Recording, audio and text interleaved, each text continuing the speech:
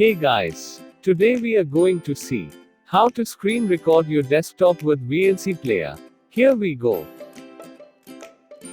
Open VLC Player, click Media. Select the option Open Capture Device. In the Capture Mode option, select Desktop.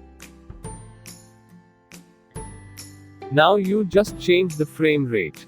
I'm just changing 10 frame per second. In downside you can see a arrow button near to the play option. Select Convert.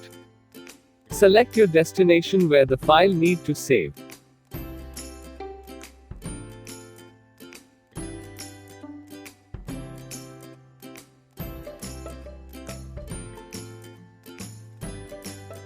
That's it guys. Just play the option.